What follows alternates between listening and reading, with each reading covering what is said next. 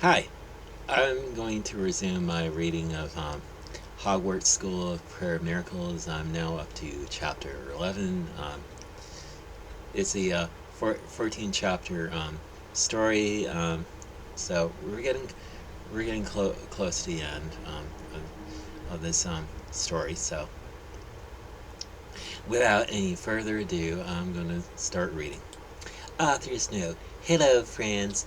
The writing class is going quite well, and I stayed after this time to talk to the teacher about my little story, which he has been so kind about helping me with. He has had lots of very helpful suggestions, and I truly think that I have been guided to this class by a purpose greater than my own. Smiley face.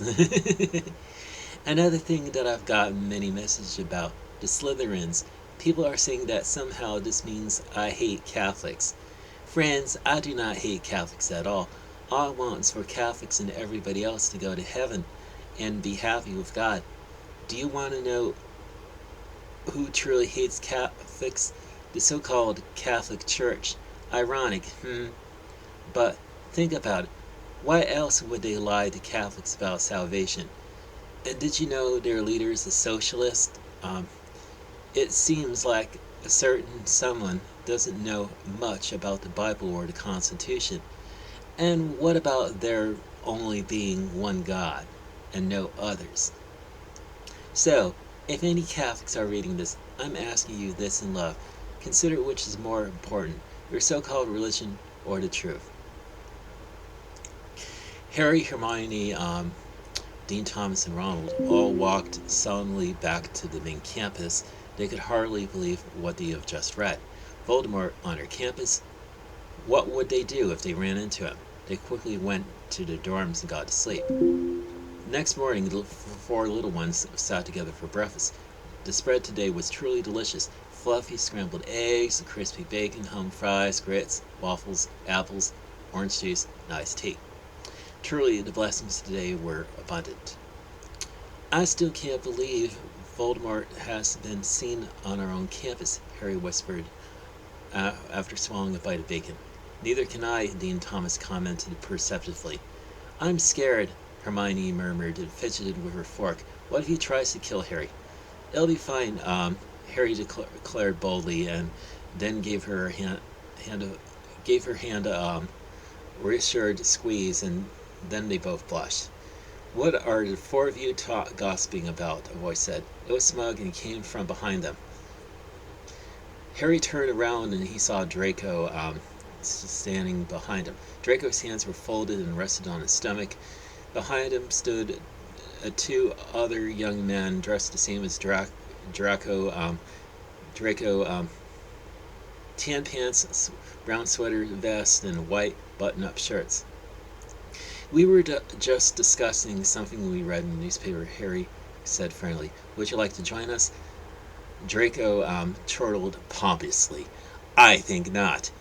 You may be comfortable dining with women outside of your family, but I am not. I know that I am better than women. Why would I want to talk to one? Harry gritted his teeth. He had enough of this. He had enough of this.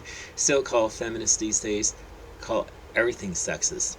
A man respecting his woman and providing for her and giving her the children and home that she truly desires is called woman hating. Such silliness can make us forget what real sexism looks like. The truth is, women are just as smart as men, and God made us as their equals, but equal does not mean the same. And when we treat men and women as being the same and tell women to go to work all day and forget about her true calling as a wife and mother, then that is the real woman hating. And then there are people like Draco who think that God messed up and made women worse than men, and neither is okay. That is a mean thing to say.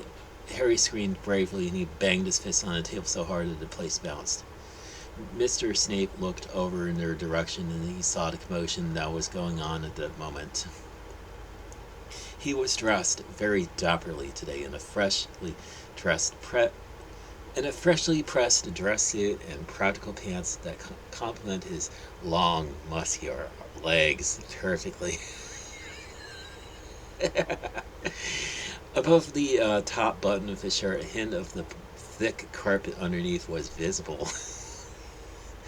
He carried with him a big, heavy King James version of the Bible as he sauntered across the cafeteria. What exactly is going on here? He questioned, folding his arms over his chest. Nothing, Draco muttered in the embarrassed voice of one who knows he has done wrong, but Harry boldly and honestly retorted, Draco was being a bully to the ladies. With a gasp, Greg covered his mouth with his delicate, long-fingered hands. Detention, Draco. We, as Christians, must be respectful of women, treat them with the gentleness they deserve as our mothers and sisters and daughters. Mr. Snape grabbed Draco's wrist and led him out of the cafeteria. Harry smiled holily at the sanctimonious fool. Draco shook his fist. I'll get you for this, Potter. Tonight, after dinner, in the courtyard, we'll have a pray-off. Author's note. Blessings.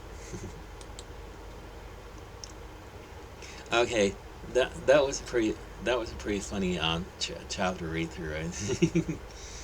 and of course we have we have Grace Ann Parsons, basically writing her version of Mr. Snape. He calls him Greg Snape instead of Severus Snape,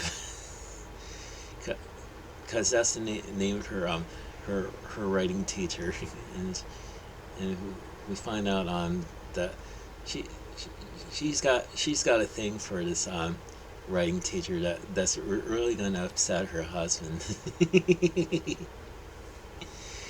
You can't have that now, can we? Because that's not Christian. Anyway, what's going on today for me? Well, I'm waiting for a mom's meals delivery. So that's gonna take up a good deal of my morning. I'm also going to be doing my Bible reading. There's I'm basically doing 3 translations at the same time. Got the King James version, got the Revised Common Version, which is an internet translation, and also got Voice and Wilderness Holy Scriptures to read. So it's going to be plenty busy.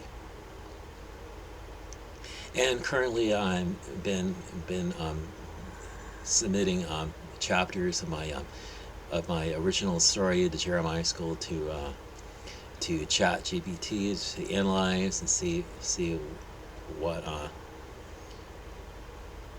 how I could improve my writing, because I admit I'm not necessarily the best writer in the world.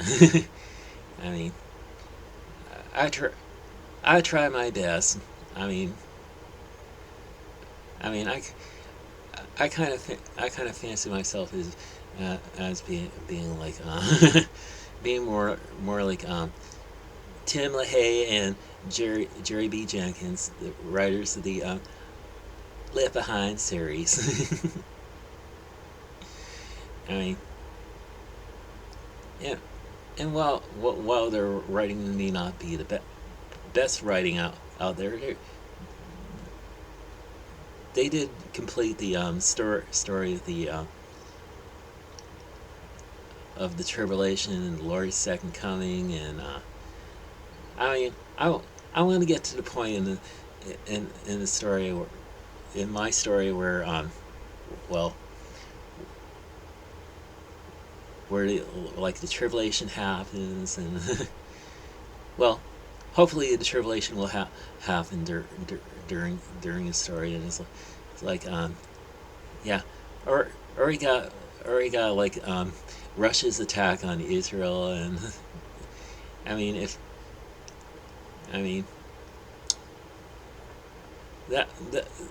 that comes from Ezekiel chapters 38 and 39. in in case you're wondering, there's been no scripture references in this chapter from Hogwarts School of Prayer Miracles that I've read. So kind of a bummer, because would have been interested in seeing some scripture references, because it's supposed to be a Christian version of Harry Potter. Anyway, that's pretty much all I have to share with you in this video. So have a good day, and may God bless you.